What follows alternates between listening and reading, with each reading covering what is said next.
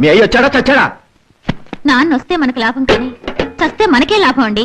ఎందుకండి ఈ పాప మాటలు? ఇక్కడ నేను చస్తున్నానే. చెరువుల్లో ఎంత ఉప్పు కలుపుతున్నారు, చేను ఉప్పుడిసిపోతుంది. చీడ పట్టించేందుకు మందులు కొడితే ఆ మందుల్లో మందు కన్నా మురికి నీళ్ళే ఎక్కువ ఉంటున్నాయి.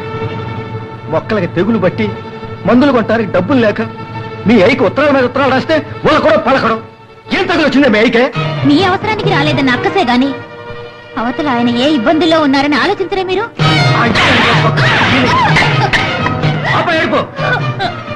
మీ అయ్యని నేనేమైనా కట్టం అడిగానా? నీ నెత్తి మీద కిరసనాలు పోసి కాల్చానా? మీ అమ్మ అవసరానికి ఆదుకోవయ్యా అంటే అడ్రస్ రాకుండా పోయాడు మీ అయ్యా. అసలు నా పంపక పట్టిన శనివే నువ్వు. శని శని అమ్మ అసలు నిన్ను మీ ఇంటికి తరివేస్తానే గాని మీ అయ్యకి తెలిసినదే. మళ్ళీ నా పంపలో కాలెక్కామంటే నరికి పోగలేస్తాను.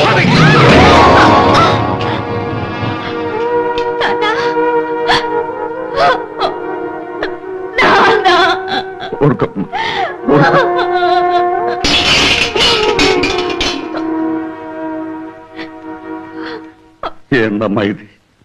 ఏంది బాబు ఇది? ఎంత చూస్తున్నారా లేకపోతే ఇదేదైనా సంత అనుకున్నారు? అందరిళ్లలోనూ జరిగేదే బాబు. వెళ్ళండమ్మా, వెళ్ళండి బాబు, వెళ్ళండి. ఈ నరకంలో నేను బతకలేను నాన్న. మీ అల్లుడు డబ్బు మనిషి అయిపోయాడు. ఈ కాపురం నేను చేయలేను. నన్ను మనవరికి తీసుకెళ్ళు నాన్న. ఈ ఇంట్లో ఇక నేను ఉండలేను నాన్న. నన్ను తీసుకెళ్ళు నాన్న, తీసుకెళ్ళు. తాళి కట్టించి అక్షంతలు వేయించే వరకే కన్నోళ్ళ బాధ్యత. ఆ తర్వాత నెత్తి మీద పూలు పోసిరా నిప్పులు పోసిరా కట్టుకున్నాడు బాధ్యత. పదమ్మ లోపలికి వెళ్దాం.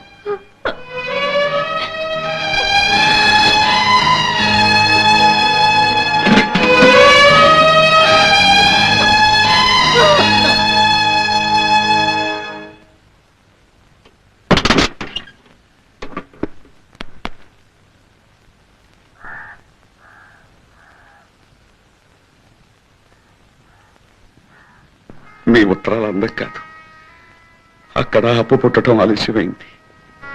ఈ కాల్చడానికే మెడలోంచి నీతో తాళి కట్టించుకున్న దాన్ని మెడపట్టి బయటికి గెంటేస్తే ఏం బాగుంటుంది బాబు?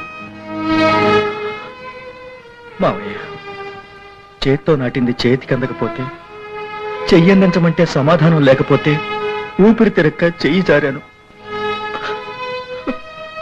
నన్ను క్షమించు మావయ్య. దాందే ఉంది అల్లుడు, ఆవేశంలో కొట్టావు. నేను మాత్రం మీ అత్తయ్యని ఎన్నిసార్లు కొట్టలేదు. మొగుడు పెళ్ళాలన్న తర్వాత ఇలాంటి. ఇదిగో ఈ డబ్బుంచి పనిపాట్లు చూడు.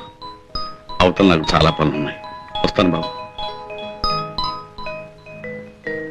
వెళ్ళొస్తానమ్మా. వస్తాను బాబు. అలాగే. ఏటంటే మరీ పురుగు ఎక్కువైపోతుంది. అందుకే కదయా మళ్ళీ మందు కొడుతుంది. ఏం కొట్టడం ఏంటో, నువ్వు బతికెళ్ళి మందులు తేవడం కొట్టడం దీని తల్లి సిగతరగా ఈ పురుగు మాత్రం సాగటం లేదయ్యా.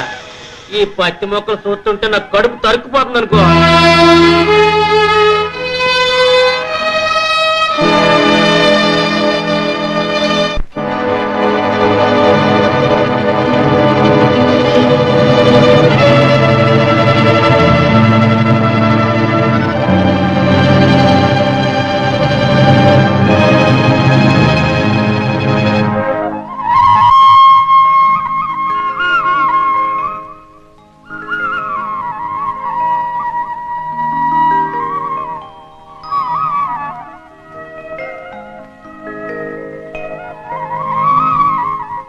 మీరెండిపోయారని నేను ఏడవాలా? నా బతికి ఎండగట్టారని మీరేడవాలా? చెప్పండి. తెల్ల బంగారం అని మురిపంగా పెంచుకున్న మిమ్మల్ని ఆ తెల్ల పురుగు పట్టుకొని మీ పసరు పీల్చేసి నా బతుకు నాశనం చేసింది.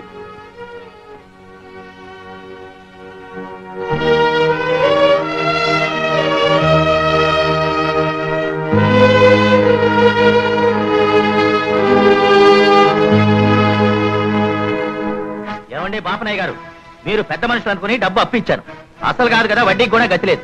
ఇక మీ అల్లుడి నుంచి నాకు డబ్బు వస్తుందని నమ్మకం లేదు. ఈ నోటు మీద మీరు సంతకం చేశారు. మీరు ఇస్తారా చస్తారా?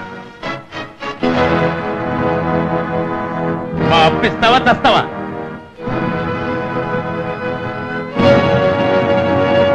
ఏం వెంకటేశ్వర్లు, ఎకరాలకి ఎకరాలు పత్తి పంటేసి తెగ లాభాలు గడించేద్దామని నా ఇంటి చుట్టూ తిరిగి నా భూమి కౌలు తీసుకున్నావు.